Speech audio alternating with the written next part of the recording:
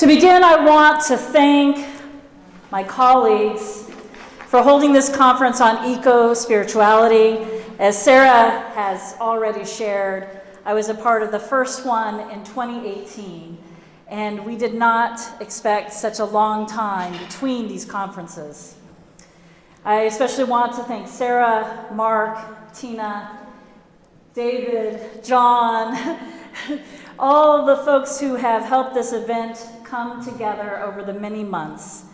I have a special place in my heart for the people here in the Czech Republic and our shared spiritual work.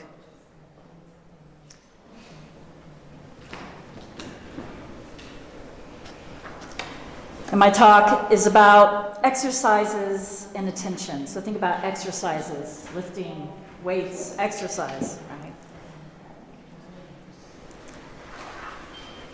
And if anything in Czech is misspelled, Google Translate did it. So forgive me. And we have un petit français. Mon companion, my boyfriend, is French, and so he did some of the French translation. You can blame him if that's wrong. So, all right. Introduction: Transcendentalism. Eco-spirituality is central to Unitarianism and Unitarian Universalism, reaching back to the earliest origins during the Protestant Reformation in Transylvania, Poland, the United Kingdom, and the 18th and 19th centuries in the United States, and the 20th century in the Czech Republic. Eco-spirituality is one of the through lines in Unitarianism. Eco-spirituality is present in our architecture of our churches, our assembly halls, our altar cloths. If you go to Transylvania, Hungary, or Romania, you can see the beautiful artwork in the altar cloths and the churches with flowers and natural motifs. Our symbols and rituals, our readings and poetry that we cherish, our devotion to the natural world as a place of spiritual connection and restoration. In this lecture, I give a brief historical background on some of the key sources for eco-spirituality within Unitarianism. And for the second half of the lecture, I'm going to share a part of a book that I'm working on that comes out of my teaching that reflects on practices, practical practices, or what I call exercises for eco-spirituality. I was telling Tina how our talks in many ways go together very well. Although there are multiple origins for Unitarian eco-spirituality, the emergence of the Transcendentalist movement in the 1830s in the United States and Europe serves as a foundation for modern eco-spirituality movement within Unitarianism.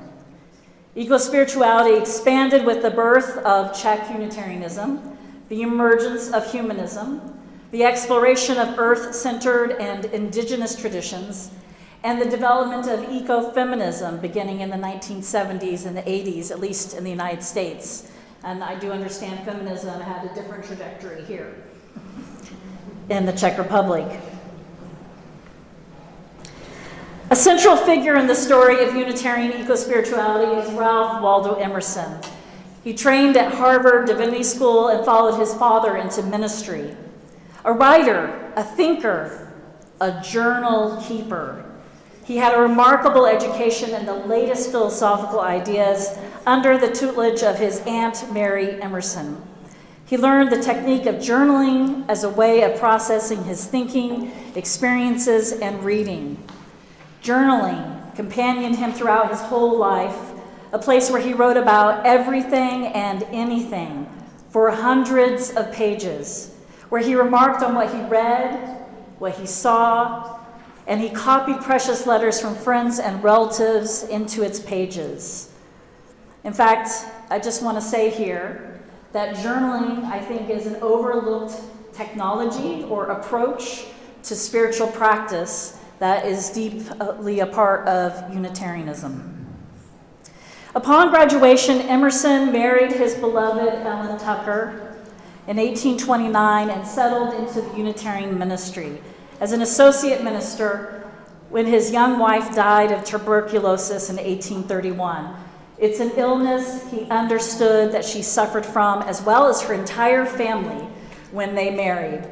And they had been married, were able to be married only 2 years before she died. I like this because these are the women. We often talk about a male figure, but these are the important women, some of them, not all of them, in Emerson's life. And so his aunt, who helped guide his education, his friend and fellow transcendentalist Margaret Fuller, his first wife, Ellen Tucker Emerson, who died of tuberculosis, and then his second wife, Lydia Emerson, there with his son.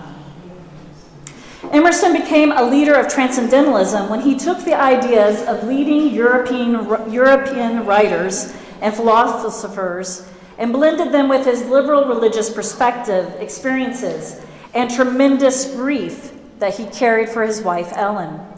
He left his Unitarian pulpit in 1832, the year after Ellen died, and looked for a way to support himself. Emerson visited her grave every day. The first autumn after her death, he even opened the grave to stare mortality in its face, in the face of a beloved. Emerson's friends grew concerned by his listlessness, his grief, and encouraged him to travel. And on Christmas Day, 1832, Emerson left for a 10-month tour of Europe, where he arranged to meet the authors of the books who inspired him: Samuel Coleridge, William Wordsworth, John Stuart Mill, and Thomas Carlyle, among others. And, like many of us, when we have the opportunity to meet the great thinkers that have given us exciting ideas in books, you find that they may lack something in person. He found that they lacked something when he conversed with them in person. He was disappointed in their meetings. He recorded in his journal as he departed Europe that they did not have an insight into religious truth. And that truth was that God is in every man. Another way of saying it in today's language, that the divine is in all of humanity. We still have that as a part of us. Emerson returned home to gather his thoughts and reflect on his European experiences. During his travels, he had grown interested in natural history, especially during his visits to Jardin des Plantes, a botanical garden in Paris, where an immense display of fauna and flora intrigued Emerson's theological imagination.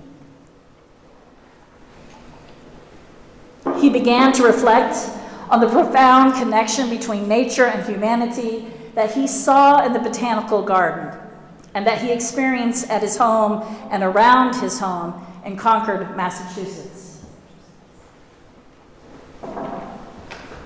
He came to recognize that the divine dwelled in all of creation, and he wrote in his journals, "There is a correspondence between the human soul and everything that exists in the world."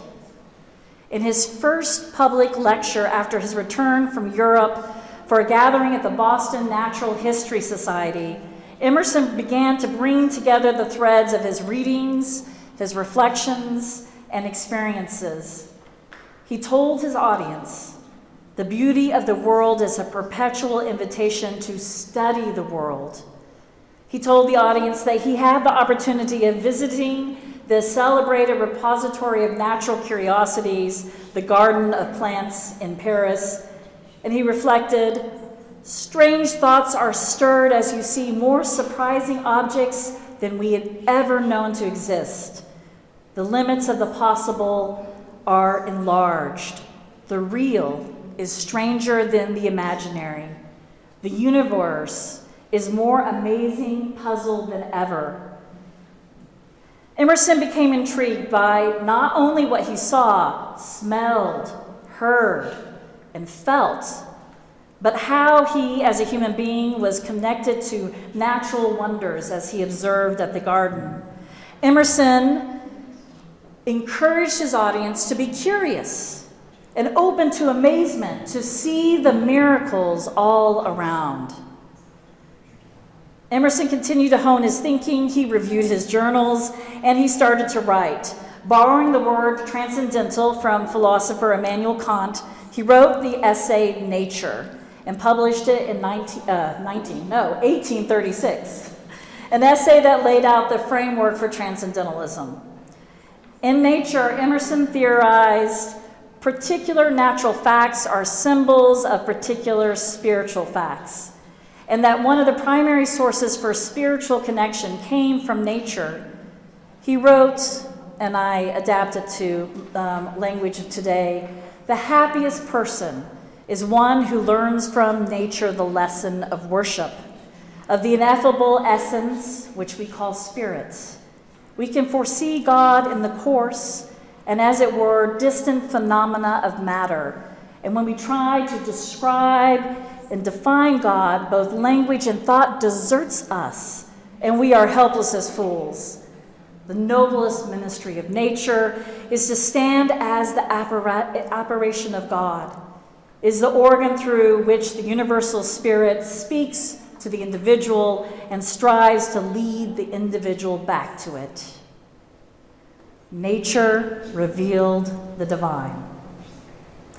The development of transcendentalism did not end with the publication of the book. Emerson gathered with friends and colleagues for long, intense discussions. He wrote letters, he shared journal entries, and transcendentalism expanded with the writings and reflections of Henry David Thoreau, Margaret Fuller, Elizabeth Peabody, Bronson Alcott, George Ripley, and others who experimented with the ideas of transcendentalism. And there was some transatlantic work going on with some of the transcendentalists over in the United Kingdom as well. Transcendentalism also entered Unitarian churches, from the pulpits and the pews, with lay people adopting the spiritual and moral reform movement into their theology. Eco-spirituality, then, is not a new concept to Unitarianism. We just use a new name, as Tina helped us understand this morning. It has been with us throughout our history. And Emerson's and the Transcendentalist ideas were not new either. Certainly their ideas carried the echoes of ancient Eastern and indigenous traditions.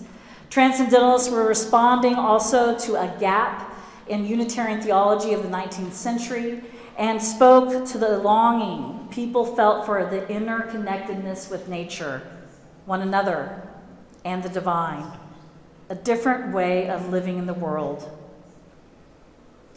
In part, this also explains the popularity of Chapek's flower communion, which started in 1923 and quickly spread once introduced to other Unitarian and now Unitarian Universalist communities. The flower communion gave a ritual expression to the theological principles of nature, connection, community. And I think this is part of why it's become a cherished ritual worldwide. But also, the Unitarian women's movement in the 1970s and 80s, and probably more properly said, Unitarian Universalist women's movement, stirred another wave of interest in the human connection to nature and the feminine divine that developed new rituals, music, theological expressions that challenged patriarchal language and systems within Unitarian Universalism. And they asked for inclusion in the Unitarian Universalist covenant, also known as the principles and purposes.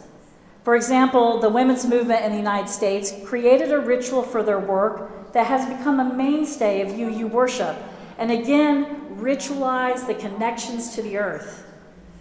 One of the leaders of the UU women's movement, lay leader Lucille Shuck Longview, and along with Carolyn McDadd, the writer of the beloved hymn, Spirit of Life. In Czech, what is the title, Spirit of Life?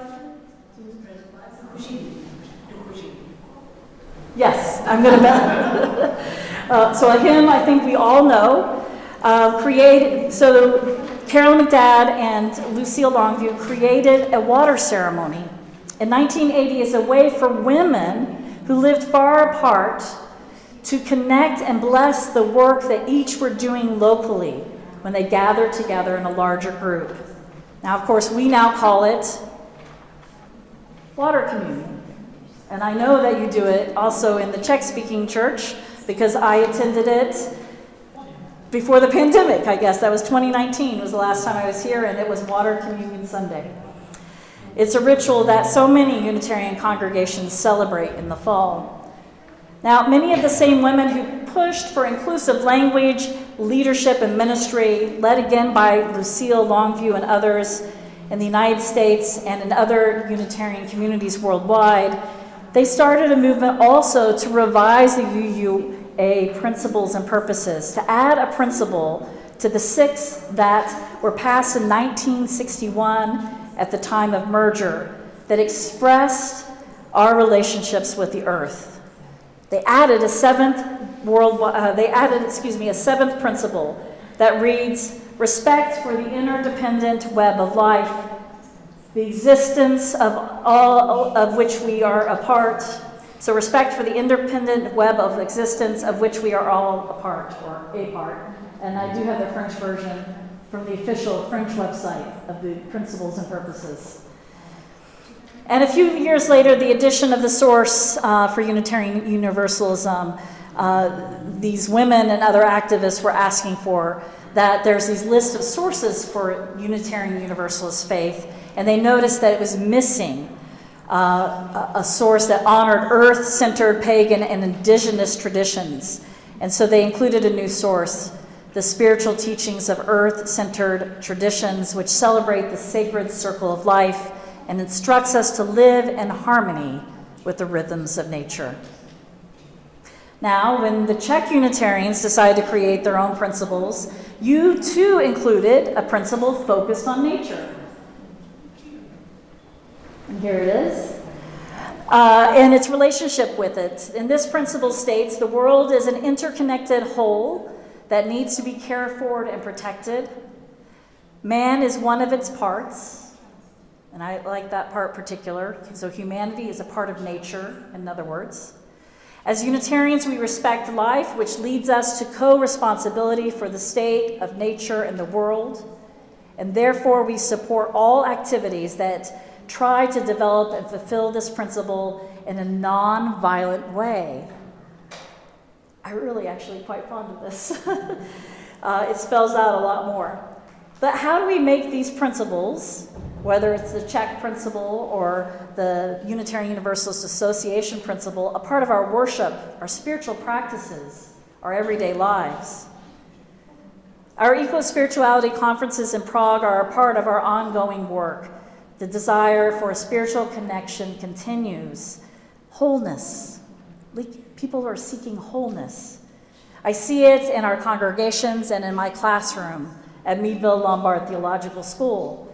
What creates the obstacles to connecting with nature and helping us address one of the greatest challenges of the modern era and climate change? What are these obstacles? Why is it so hard? Now, this fall semester that I was just finishing grading the papers for yesterday and the day before, actually all this week, I taught a class I call Call of the Wild, Nature and Religion. And during this past semester, we explored classic nature writing, history, social justice, and equal spirituality through reading, conversation, artwork, and journaling. I think of these assignments as spiritual exercises. And although the class is listed as a history course, and there's certainly history being taught, in many ways it's more of a ministerial formation class. Or you don't have to be a minister, a formation class, a formation for our spiritual lives. Now, I think of these assignments, as I said, as spiritual exercises, much like the ancient desert fathers and mothers of Christianity employed. These were men and women who went to the desert to seek a closer connection to God in the natural environment of the Egyptian desert. Those who traveled and to live in the desert went to exercise their spirits through isolation, fasting, and fervent prayer, an approach that later became a part of the monastic tradition. So how do we as Unitarians exercise our spirits, our spiritual muscles, to cultivate a deeper, more vibrant eco-spirituality? exercises in attention, making space. Now, I got the after lunch slot. So let's take a moment and just stretch our bodies a little bit. Whatever's comfortable for your body may not be comfortable for someone else. Do your thing. And then here's a spiritual practice. If it's not comfortable to move your hands, if you have arthritis, then there's another way to do this. But I'm going to show you the practice, and I'll show you then another way of doing it. So in a moment, I'm going to invite you to come further into this space. And we're going to start touching our fingers here. And you're going to say, I am here right now. That I am here right now. And if that hurts, I have a cyst, sometimes it hurts, so then I suggest patting yourself where it's comfortable in your body. You can say, I am here right, and then you switch it now to wake up your different side of your brain. Now, I don't know how that translates in Czech, because I didn't have this in my script. I am here right now. Okay.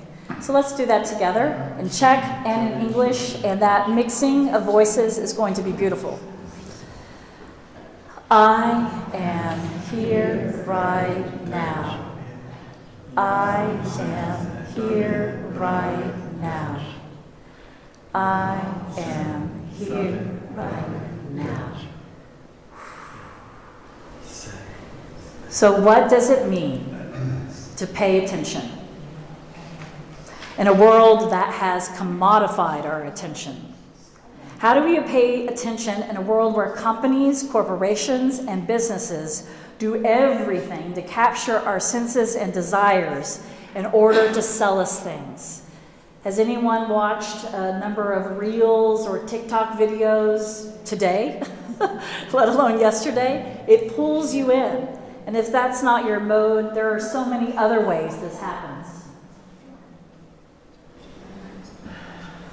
Where social media and free email are ways to track our information so it can be sold and targeted for advertising.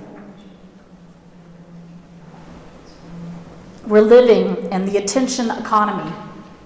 First coined by Nobel laureate psychologist and economist Herbert A. Simon, who theorized that human attention is a bottleneck of human thought that limits both what we can perceive in stimulating environments and what we can do. An article in the Berkeley Economic Review states, the American Psychological Association defines attention as a state in which cognitive resources are focused on certain aspects of the environment rather than on others. And if you go up and do the spiral, and I'm sorry, I don't remember your name. Yes, Nadine. Nadine and I were talking about the spiral, the beautiful spiral up and at the top of the stairs, and how there's different perspectives when you're going in and out, even though you're covering the same ground. Your perspective is changing. This is so much of what happens in my class for my students who return to the same places in nature and find a different perspective. So attention is about where you're focusing certain aspects of the environment rather than on others. Attention has many forms beyond our eyes and ears. It comes in many forms: love, recognition, obedience, and help. However, many define attention as how much time we focus on a particular thing, right? Productivity attention. Building on Herbert Simon's theory in 1997, a physicist, Michael Goldhaber, noted a shift in society from a material-based economy and employment to an information-based economy. Goldhaber thought a better name for society that peddled information is attention economy. So are you having trouble paying attention? Social media on multiple platforms, phone notifications, your watch buzzing on your wrist, an electronic world buzzing and pulling and inviting and luring your attention away from a sunset, a conversation, a quiet moment when the leaves fall to the earth in the forest. The attention economy not only demands and commodifies our attention in the hopes of selling us stuff, it messes with our spiritual grounding. It doesn't help that a worldwide pandemic also introduced a fuzziness in our thinking. For some of us, it comes from long COVID, when a person continues to experience symptoms of COVID long after they recovered from the virus. Scientists estimate 30% of those who have COVID struggle with long COVID. And for many of us, the lockdown changed how we process information, how we even greet each other, how we concentrate. I think it'll be years to come before we fully understand the impact of these past years. Artist and writer Jenny Odell noted before the pandemic that we had lost our capacity to pay close attention, and that loss has eroded us as human beings. Odell writes, "I've learned that patterns of attention, what we choose to notice and what we do not, and how we render reality for ourselves, and thus have a direct bearing on what we feel is possible at any given time. So if we can use attention to inhabit a new plane of reality, it follows that we might meet each other by paying attention to the same things in each other." Now, Odell is not the first to describe the challenges of paying attention, and maybe that's why it's so hard. Long before technology pulled at us constantly, transcendentalists carried a similar concern. When writer Henry David Thoreau lived next to Walden Pond for 2 years and 2 months and wrote about his experiences in simple living in nature in his journals. Now, Thoreau returned to his journals over a 7-year period to write his book called Walden. And don't worry, I'm not going to talk too much. I think Susan's going to cover more ground. But Thoreau admonished us to pay attention, to tell us that he set out to live deliberately. And he warns us to not fritter our details of our life away, to simplify, simplify, simplify. "I say, let your affairs be 2 or 3, Thoreau wrote, and not 100 or 1,000. Instead of 1,000,000, count half a dozen, and keep your accounts on a thumbnail." Paying attention is a part of the human struggle. And here's a picture of Walden Pond in Concord, Massachusetts. On a summer day, it's packed. It's like the Riviera, except it's a pond. And they built a reconstruction of Thoreau's cabin. And I've been to visit it, obviously here. Here's some pictures. And there's a statue of him nearby for, photo ops. It's quite beautiful, and it predates the tiny house movement by a long shot. Exercise 1, making space for attention. Now, when we did this exercise, I am here right now. We were making space. We were stopping and making space. Some of you may start paying attention to your breath, how your body felt, the room. This is a way of making space. Ralph Waldo Emerson wrote about the obstacles to paying attention. He said, "To speak freely, few adult persons can see nature." This again, connecting with what Tina shared. "Most persons do not see the sun," Emerson said. "At least they have a very superficial way of seeing. The lover of nature is one whose inward and outward senses are truly adjusted to each other, who's retained the spirit of infancy even in the era of adulthood."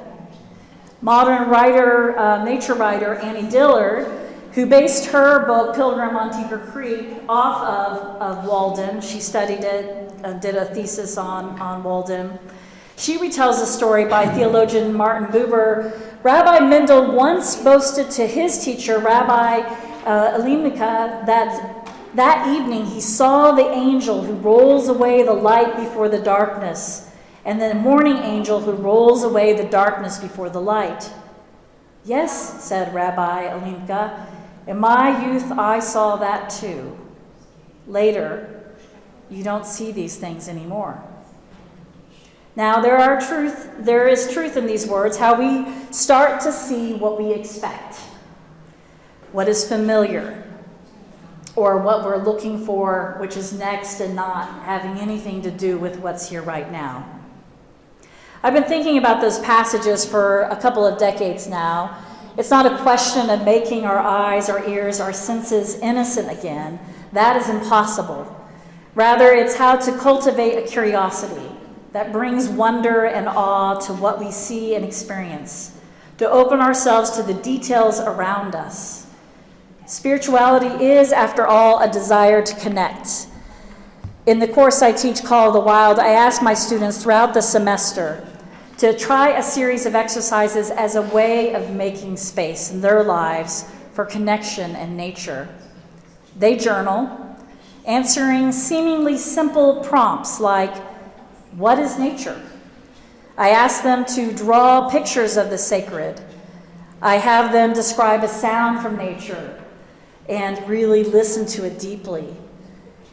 We read different perspectives on nature and consider what we think we already know with fresh eyes, fresh ears, fresh senses. So much of the class is about making space to do these exercises together. And frankly, until this year, I didn't even understand the magic in the class. But people would say how transformative it was, and I, as a professor, had no idea why. I was like, I'll teach it again and see what happens. But this time I had them tell me what you learned essay, and that did some revelation on what's going on in the background. So these simple exercises, making space individually, but also most importantly, and this is part of what I loved with what Tina shared, as a community. So much of our world is about spiritual practice by yourself as an individual. We all need that, but how do we do that also as a community together? There's a poem by Judy Brown. A colleague of mine had suggested it as one of the poems she looks to when she defines spirituality. Her name is Reverend Tandy Rogers. And Judy Brown's poem, Fire, captures some of this essence. Fire by Judy Brown. Oh, we're a little behind. Annie Dillard. Hi, Annie. And a little bit of Pilgrim at Tinker Creek. There we go. I was instructed I had to have the "l" in front of it. Otherwise, it was not a good kind of fire. What makes a fire burn is space between the logs, a breathing space. Too much of a good thing, too many logs packed in too tight can douse the flames almost as surely as a pail of water would.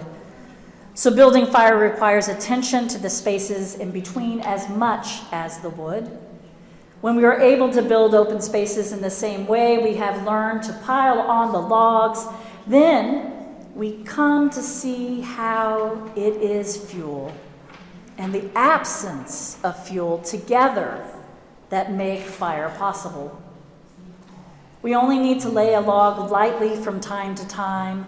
A fire grows simply because the space is there, with openings in which the flame that knows just how it wants to burn can find its way. The 4 aspects of being.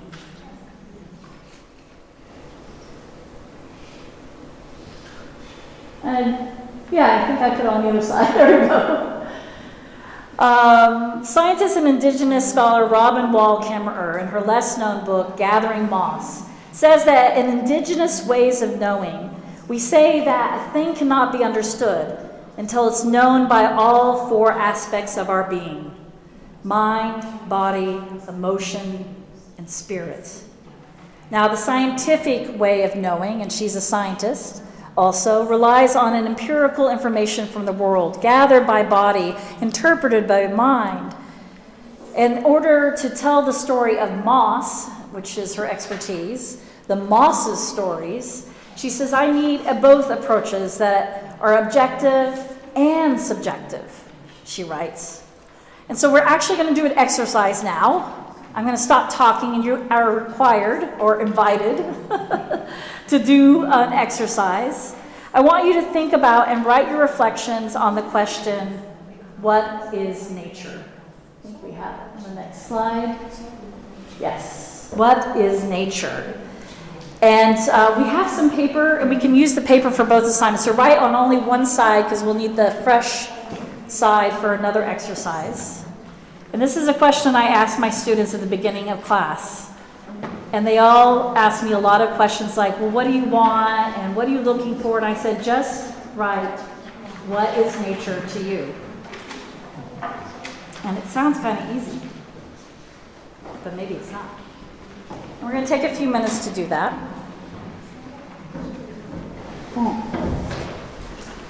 Thank you. What is nature? Just write on one side because we need the other side. I hope this is an exercise you continue at home, perhaps journaling. How many people in their began maybe telling a story about nature instead as a way to get into it? Anyone think of stories of nature? You got right into defining? Yeah, that's fine. There's no wrong way here. Did anyone include humans in nature? Yeah, I see it now. Well, sort of. You were on the fence? And then I've got all the groups and breeds and so on, which includes people. Yeah. And these are things that when my students and I have been working through these exercises, you find that you have hidden assumptions and ideas. And I ask them additional questions over time. So what is wilderness? And do you define wilderness differently than nature? And so on and so on. And how we talk about nature can in part be how we are telling stories, how we think about, how we may even deeply believe our relationship to nature is, and can affect and influence what we do, right? This is both practical and theological. So I do hope you continue with that exercise, and we're going to move to another part, which is the restoring. Oh, there's the French. Restoring. That looks familiar. On a different day, though. A sunny day. So where is home for you? Some of us were having conversations about that. Where is home? What stories do you tell about it? How well do you know it? So I'll just share a brief story from my childhood that I've been coming back to recently. When I was 9 years old, my parents decided to move our family from the suburbs with our neat little neighborhood houses to a small farm they had purchased to raise horses. It's like, that's random. My family moved in on a blazing summer day with temperatures soaring over 100 degrees Fahrenheit. What is that in Celsius? 37? 37 Celsius. Really hot. It was a heat wave, and it would continue all summer long. Now, that property that my parents bought would be called a fixer-upper. Not only did the barn and house need renovation, the land had suffered 50 years of neglect. Poor soil management made the land look worn out, with islands of stubby grass popping out of the earth around a dried-up pond. Since the 1920s, parts of the land had been used as dumping grounds. People put trash there. Again, why did my parents buy this land? The property featured a large open pasture and two smaller side pastures, a perfect place for horses to graze, at least in their minds. I could see that my parents had imagined perhaps what they saw when they saw this piece of land. But the pastures were in such poor condition that we could not bring horses to the property that first year. First, we needed to clean up the land, clear away the old trash and debris that could endanger the horses and make the earth ready for the grass seed my dad hoped to plant that fall. Now, rehabilitating the land was a monumental task. Acres of land needed attention, and my parents knew we could not do the work alone. So they called all of our friends to come over on the weekends to help pick up bits of trash buried in the earth with 36, 37 Celsius temperatures. Finding the big pieces of trash proved easy. We found old, rusted farming equipment, car parts. It was little bits of metal, broken glass, and barbed wire that was the most challenging. My dad decided the best way to find all the hidden hazards was to plow up the earth with his tractor and plow, and then, with our friends, my sister, my mother, standing shoulder to shoulder, we would walk the land, looking at the earth beneath our feet for a glint of glass, a sharp edge of rusted metal. I swear that summer we could have rebuilt a Ford Model T and a tractor from the metal we found in the earth. Every weekend for that entire hot summer, we repeated the ritual. My dad plowed, our friends gathered, we walked the land again and again until it was ready to plant the grass, and after the grass grew, the horses came. That summer, I began to learn about the land. This is the land in Oklahoma. It's the state above Texas. That usually works for people. It is rural. It is wide open spaces. When you watch some stories about cowboys and Native Americans, some of that is taking place in Oklahoma. And my family are part of the white colonialist movements that came through and settled there 3 generations ago. We've been there for a long time. And so I was learning about the land, but not in a history book, by touching it, feeling it. On the breaks, we lounged in the shade of a handful of trees scattered around the property. And I started to explore an old creek bed that led to a ravine where the shade of the trees and the sandstone felt much cooler than the dusty pasture. For the next decade, I learned that land by spending time with it. In the early morning before school, when I fed the horses, on long autumn days when I wandered down the deep ravine that crossed our property on the way to the nearby Arkansas River, and for my mother, who knew the names of the birds, bless you, the birds, the trees, the grasses, and flowers. My mother knew all the names. On the weekends, I worked alongside my parents to improve the property, and I wandered our land and fields with our beloved dogs, Clifford and Buffy. They were silly, like their names. I left the family horse farm some 30 years ago, and my parents have sold the property long ago. But during the pandemic, I moved back to Oklahoma. I never planned on doing that.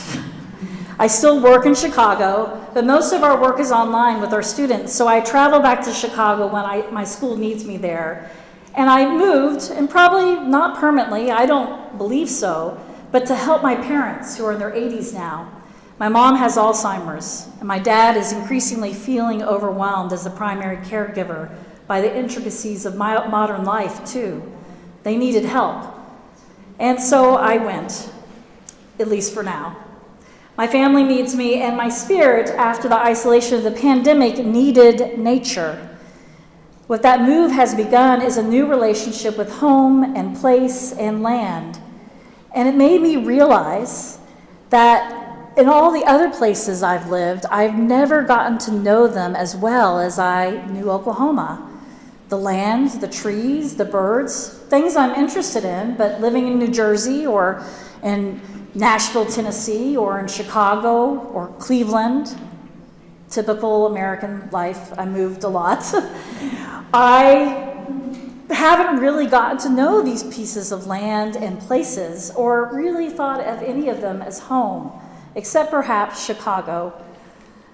And so this move has invited me to have a new intimacy with the land that I grew up with. How much I've missed also about the places that I've lived and the natural worlds that are all around me. Writer and indigenous leader of the Federated Indians of the Grand Rancheria in California, Greg Saris asked a similar question.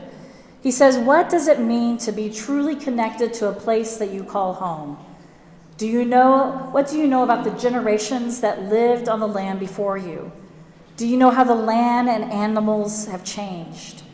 And he asks us, what does it mean to dedicate your life to making the connection with home even deeper. And he's really thinking about land and landscape as sacred text. And so here's my last story and another short exercise for the conclusion of my talk. And it's about reverence and awe. In 2015, well, actually, let's see what slide we have. Oh, yes, Oklahoma.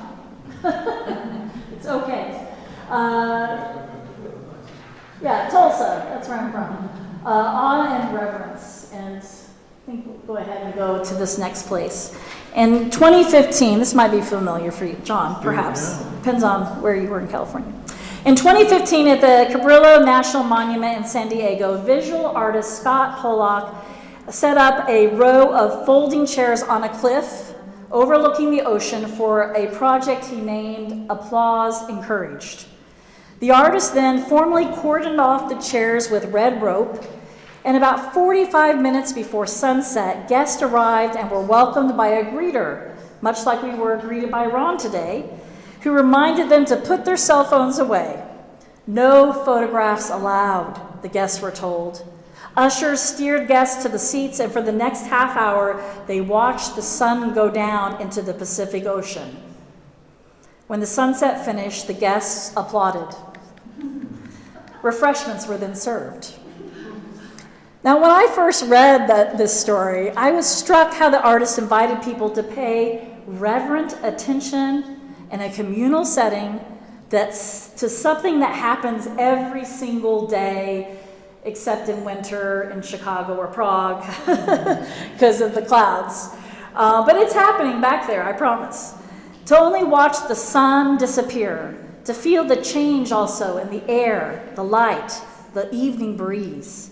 Whether the artist intended to or not, he created space, the potential for spiritual connection, for a direct experience of transcending mystery and wonder. Rabbi Abraham Joshua Heschel says the cornerstone of faith is built upon awe, according to Annie Dillard.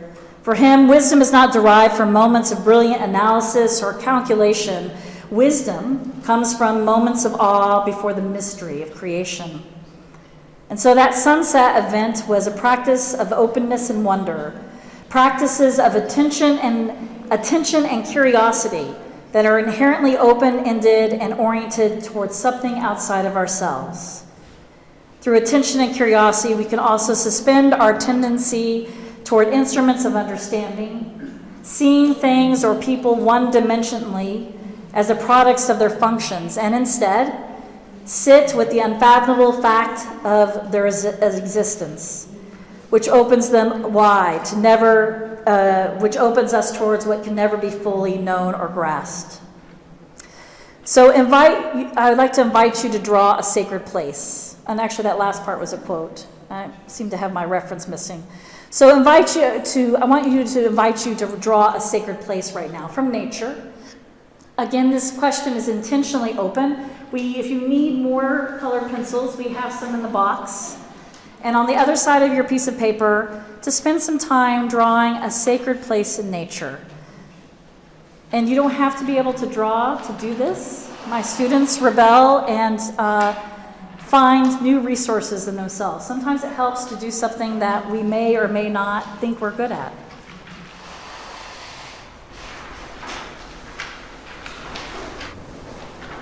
You continue this, and I'm going to go ahead and offer my conclusion.